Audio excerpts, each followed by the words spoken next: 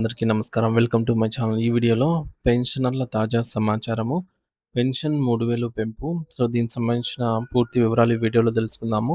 Video అయితే ఎక్కడ గాని స్కిప్ చేయకుండా ఎండ్ వరకు చూసేయండి. అప్పుడే ఇన్ఫర్మేషన్ పూర్తిగా అర్థమవుతుంది. అలాగే వీడియో చూస్తున్న ప్రతి ఒక్కరు లైక్ చేయండి ఫ్రెండ్స్.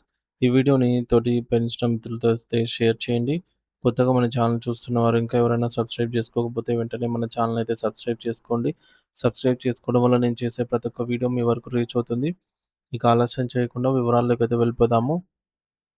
ఫ్రెండ్స్, ఇక విషయానికొచ్చినట్లయితే భారతదేశంలోని ఎంప్లాయీ ప్రావిడెంట్ ఫండ్ ఈపీఎఫ్ఓ పరిధిలోకొచ్చే లక్షలాది మంది ప్రైవేట్ మరియు ప్రభుత్వ రంగ కార్మికులకు సామాజిక భద్రత కల్పించే ఉద్దేశ్యంతో అమలు చేయబడుతున్న ఈపీఎస్ 95 పెన్షన్ పథకంలో త్వరలో ఒక కీలకమైన మార్పు రాబోతోంది.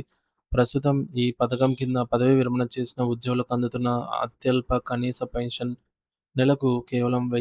1000గా ఉంది.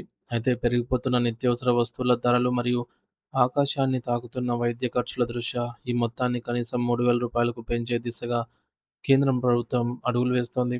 నిజానికి కార్మిక సంఘాలు మరియు పెన్షనర్ల అసోసియేషన్లు గత కొన్నేళ్లుగా కనీస పెన్షన్ మొత్తాన్ని రూ. 7500కు పెంచాలని, దానికి డియర్నెస్ అలవెన్స్ కూడా జత చేయాలని నిరంతరంగా పోరాటాలైతే చేస్తున్నాయి.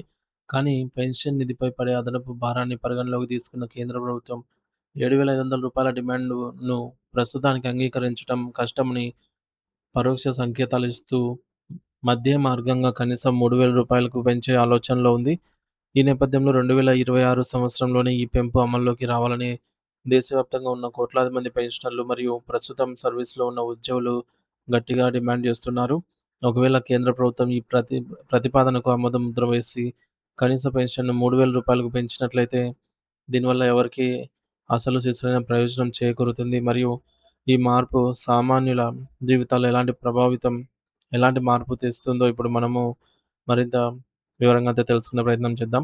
కేంద్ర కార్మిక మరియు ఉపాధి మంత్రిత్వ శాఖ ప్రస్తుతం ఎంప్లాయీ పెన్షన్ స్కీమ్ ఈపీఎస్ 95 నిబంధనను సవరించే పనిలో ఉందని పార్లమెంటరీ స్టాండింగ్ కమిటీ చేసిన సిఫార్సుల మేరకు ఈ నిర్ణయం వెలువడే అవకాశం ఉందని విశ్వసనీయ వర్గాల సమాచారము. సాధారణంగా ఈపీఎస్ పెన్షన్ పొందాలంటే ఒక ఉద్యోగి తన సేవా కాలంలో కనీసం 10 సంవత్సరాల పాటు ఈపీఎఫ్ఓలో సభ్యుడిగా ఉంటూ నిరంతరం కాంట్రిబ్యూషన్ చెల్లించి ఉండాలి. ఉద్యోగికి 58 ఏళ్లు నిండిన తర్వాతే పూర్తిస్థాయి పెన్షన్ పొందడానికి అర్హత అనేది లభిస్తుంది. అయితే ఒకవేళ ఎవరైనా అత్యవసర పరిస్థితుల్లో 50 ఏళ్లకే ముందస్తు పెన్షన్ తీసుకోవాలనుకుంటే వారికి వచ్చే పెన్షన్ మొత్తంలో ప్రతి ఏటా కొంత శాతం కోత అయితే విధిస్తారు. అంటే వారికొచ్చే నెలవారీ మొత్తం తగ్గుతుంది. ఈ పెన్షన్ ఎలా లెక్కించబడుతుందో మనం తెలుసుకోవడం చాలా ముఖ్యం. ఎందుకంటే దీనికి ప్రభుత్వం ఒక నిర్దిష్టమైన గణిత సూత్రాన్ని ఉపయోగిస్తుంది.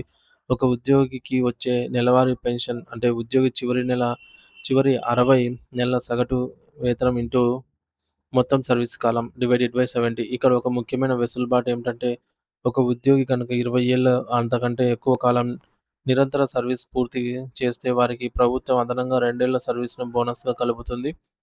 దీనివల్ల పెన్షన్ మొత్తం కొద్దిగా పెరుగుతుంది. ప్రస్తుతం నెలకు రూ. 15,000 లోపు ప్రాథమిక వేతనం ఉన్న ప్రతి ఒక్కరికి ఈ పథకంలో చేరడం తప్పనిసరి.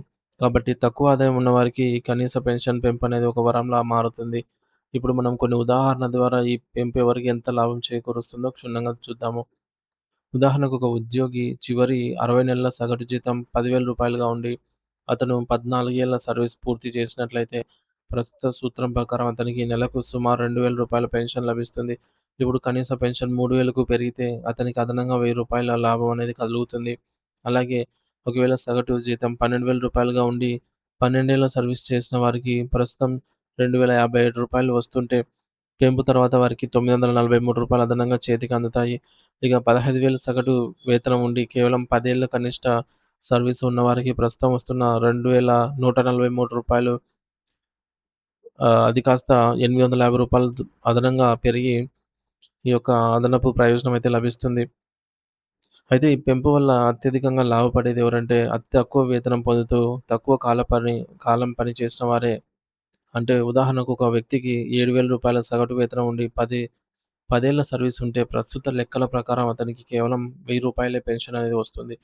ఇప్పుడు కనీస పరిమితిని 33,000కు పెంచడం వల్ల అతనికి ఏకంగా రూ. 2,000 భారీ పెరుగుదల అనేది కనిపిస్తుంది. అంటే అతని పెన్షన్ 3 రెట్లు పెరుగుతుంది. క్లుప్తంగా చెప్పాలంటే ఎవరికైతే ప్రస్తుత గణాంకాల ప్రకారం పెన్షన్ మొత్తం రూ. 1000 నుంచి రూ. 2,900 మధ్యలో వస్తుందో వారందరికీ రూ. 3,000 కనీస పెన్షన్ అనేది నిబంధనల వల్ల ప్రత్యక్ష ప్రయోజనం అనేది కలుగుతుంది. అధిక జీతాలు పొందే పెన్షన్ నిధికి తక్కువగా కాంట్రిబ్యూట్ చేసే వారికి ఇది ఇప్పటికే 3,000 కంటే ఎక్కువ పెన్షన్ వస్తోంది కాబట్టి ఈ కనీస పరిమితి పెంపు వల్ల వారికి అదనపు లాభం అయితే ఉండదు.